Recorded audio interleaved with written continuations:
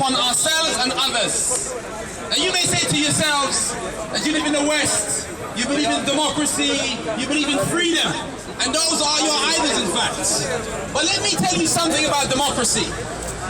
Over the last 3 years, there have been momentous events in the Middle East. We've had dictators like Hosni Mubarak, Ben Ali, Gaddafi, all falling by the wayside. But did you know that those same said dictators, who in some cases like Gaddafi were over 30 plus years, 40 years, they were supported and financed by Westminster, by Washington, and by France? Is that your democracy? Is your democracy to support dictators in the Middle East who steal the resources of the Muslim community and give to you in the West? Was not Mubarak, the one who ruled Egypt with an iron fist, the best friend of Blair and Cameron? Was not Gaddafi the one who murdered Muslims? Was not he the one visited by Tony Blair in the tent inside the desert? And what about Ben Ali of Tunisia? Wasn't he a close friend of the French government? So what is democracy? I'll tell you exactly what democracy means. It means the occupation of Muslim land in Afghanistan and in Iraq. It means the stealing of our resources, be it the gas or the oil, so you can have an easier life in the West. That is your democracy. Democracy is nothing more than hypocrisy. It is the rule of those governments in the West, in our own lands. So when you see the news and you watch the fall of those dictators, question yourself and ask yourself, what was the role of your governments in supporting Hosni Mubarak for 30 plus years? Or Gaddafi for 40 plus years? Or Ben Ali? Or any of the dictators in the Middle East? They have all been financed by the West, supported by Bush or Cameron or Blair or Obama. So don't fool yourself, because democracy is a nice slogan, but the reality is you, the British public, have no say in politics whatsoever. The parliamentarians in the House of Commons, they will decide and you will foot the bill.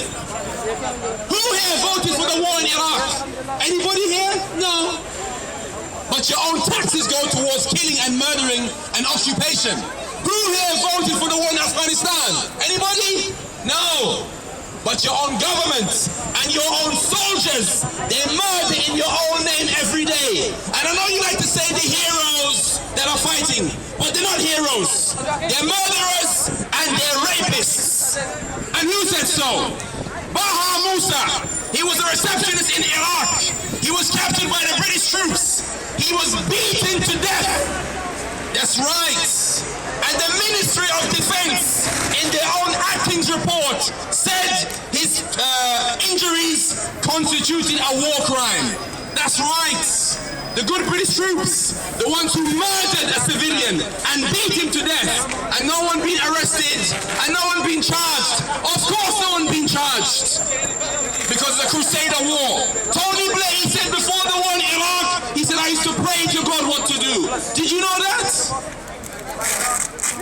That's right, that's the reality of politics, and that's the reality of democracy. So don't fool yourself with slogans like liberalism or freedom. The reality is, your government here, they occupy Muslim land, they kill, they murder, and they rape every day. And the allies are the Americans of Abu Ghraib fame and Bagram Airport. The allies are the Americans, the French, and all those Security Council members. So when we as Muslims come to speak out today and offer you alternative to the fallacy you're living, take the time to step back, to think about life. Because in fact, if you're a Democrat and you vote for a government, when they murder and kill, they murder in your name. when they occupy and steal resources in your name. That is the British government, and that is the reality of democracy. So while we're here today, the Muslim world is led by dictators like Bouteflika of Algeria, supported by the French, supported by the Americans, because they murder and kill. That's right. When we talk about Saddam Hussein was financed and given chemical weapons by the Americans, by Donald Rumsfeld. So don't ever think to yourself, it's black and white like this. The reality is the Western powers, like Obama, for example, over the last 2 presidential terms, Obama of America has bombed Yemen hundreds of times. He's bombed Pakistan hundreds of times with unmanned drones. And there's no due process. There's no hocus corpus, innocent until proven guilty.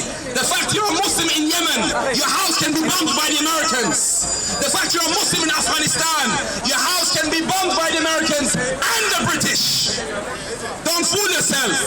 The unmanned drones, when they bomb houses and school and masajid, because they say they are suspected terrorists.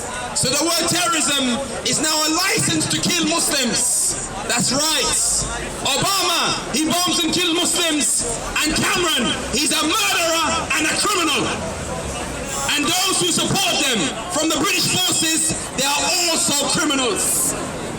And who dares to discuss and debate? It's not a reality. It's not houses being bombed in Afghanistan by the British forces.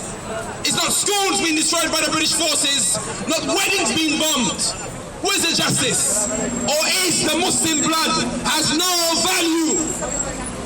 If anyone was to be killed here today, would be the whole world upside down.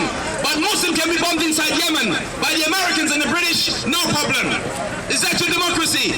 Is that your human rights? Where's your human rights in Abu Ghraib? People have been held for 10 years without charge and no trial. Where's your human rights?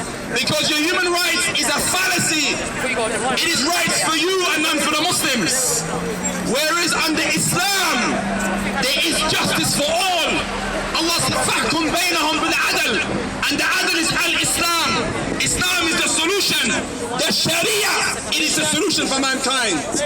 Bashar al-Assad, the American said, if Bashar used chemical weapons, will be a red line. That means implicitly, if he kill and murder without chemical weapons, it's okay. And when he used chemical weapons, what's the problem? The Americans, they want Bashar. You know why?